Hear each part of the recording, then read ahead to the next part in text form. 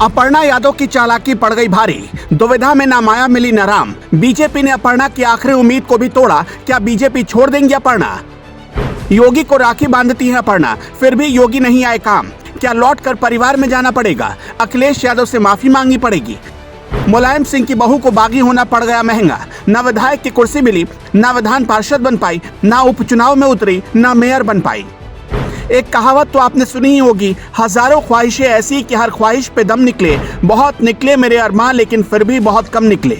अपर्णा यादव का हाल कुछ ऐसा ही हो चुका है। इन दिनों वह ऐसे मझधार में फंस चुकी हैं कि उनका पूरा राजनीतिक करियर दांव पर लग चुका है। बीजेपी में जिस उम्मीद के साथ अपर्णा यादव आई, वो उम्मीद अब उनकी टूटती जा रही है। बीजेपी के पास अपर्णा यादव को लेकर क्या प्लान है? कोई प्लान है भी या नहीं? या अपर्णा के अच्छे खासे सियासी पहुंच को कुंद करने की तैयारी में है बीजेपी?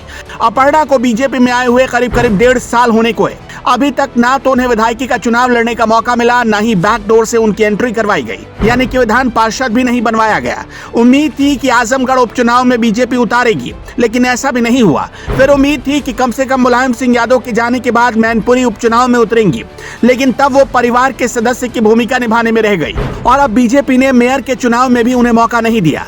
विधानसभा चुनाव के दौरान ये उम्मीद थी कि अपर्णा यादव लखनऊ कैंट से मैदान में उतर सकती हैं, क्योंकि अपर्णा यादव उत्तराखंड की रहने वाली हैं और लखनऊ कैंट के ज्यादातर वोटर पहाड़ के रहने वाले हैं, जिसका फायदा अपर्णा यादव को हो सकता था। लेकिन बीजेपी ने ऐसा भी नहीं किया।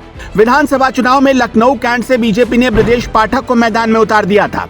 अब उम्मीद थी कि लखनऊ से कम मेयर पद का उम्मीदवार अपर्णा यादव को बीजेपी बना देगी, लेकिन बीजेपी ने यहां भी खेल कर दिया और सुषमा खरकवाल को मैदान में उतार दिया। अब हालत ये हो गई कि सुषमा खरकवाल से ज्यादा पॉलिटिकल ग्लैमर होने के बाद भी अपर्णा यादव को उनके लिए प्रचार करना पड़ रहा है। लखनऊ मेयर के लिए बीजेपी उम्मीदवार के नाम की घोषणा होने के बाद सभी कयासों पर विराम लग गया था।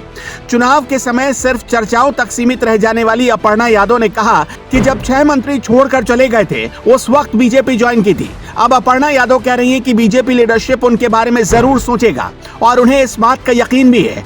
अब 3 बार में से 1 बार भी मौके ना मिलने के बाद अपर्णा यादव का दर्द कैसे सामने आया, वो भी सुनिए। इसी को कहते हैं ना निगल सकते हैं ना उगल सकते हैं। अपर्णा यादव कहती हैं, मैं किसी लालच के लिए पार्टी में नहीं आई हूँ। मैंने जब बीजेपी ज्वाइन की थी तब मैंने बड़े साफ तरीके से अपनी भावना रखी थी, लेकिन लोग तो शायद इसलिए पार्टी ज्वाइन करते हैं ताकि उनको पद प्रतिष्ठा मिल जाए।